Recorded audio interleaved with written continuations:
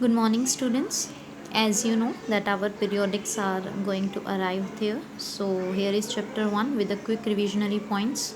I have made these notes in points so that it becomes very quick to revise these points. The first chapter, introduction of macroeconomics. So the first point here is, who is the father of modern economics? It's Adam Smith, who propounded modern economics concept. Okay, and the book which is published by Adam Smith was An Inquiry into the Nature and Cause of Wealth of a Nation, and it was published in 1776. Third is macroeconomics was propounded by J.M. Keynes. The student got confused here, Adam Smith and Keynes. So see here, macroeconomic concept was given by Keynes. That's why it is also called Keynesian economics. Okay, and the modern economics is given by Adam Smith.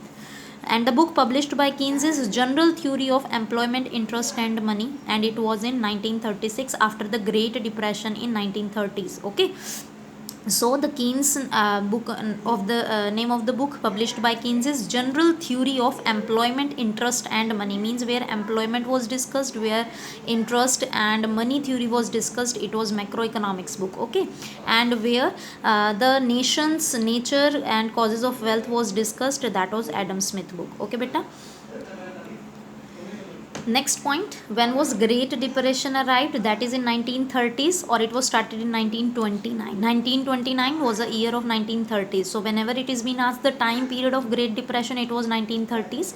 At that time, unemployment was risen so much, and the production of goods was negligible. There was no demand in the economy. That's why the depression arises in 1930s. Thereafter, the concept of macroeconomics came into idea, and it was the idea given by J.M. Keynes. Okay, difference between micro and macroeconomics. So the first difference is basis of study. Under micro, economic problem is studied at individual level, and under macro, economic problem is studied at level of economy as a whole. Economic variable in micro, the single or individual consumer demand or producer supply, means when we're talking about a single consumer or single producer, it's demand and supply, that is the economic variable of microeconomics. And at macroeconomics, the variables are aggregate demand, means demand of all the consumers, aggregate supply means supply of all the producers, national income. So these are the variables at macro level.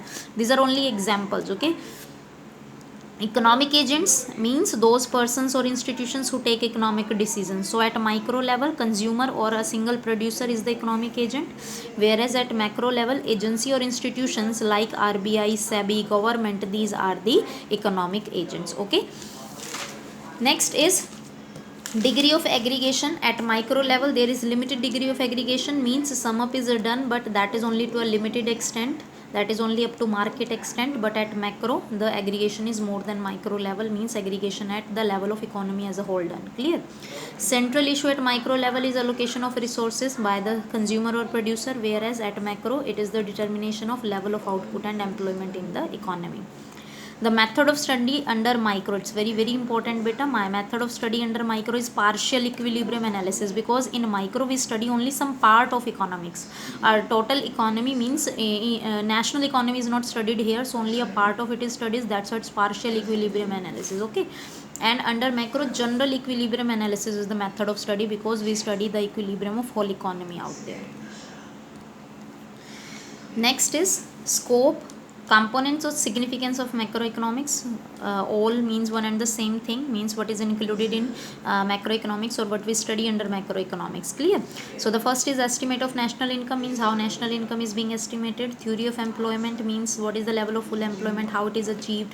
Theory of money, who creates money and how does it work in the production process. Theory of general price level means the price level of all the commodities, how they are being set, whether there is inflation or deflation, how it can be rectified. Next is government budget, or the role of government in the macroeconomics. And the last is exchange rate, means how the foreign currency is converted into the domestic currency, and the balance of payment. So these are the important component and scope of significance. I hope these important points are helpful in your revision. Keep revising these points. Thank you so much.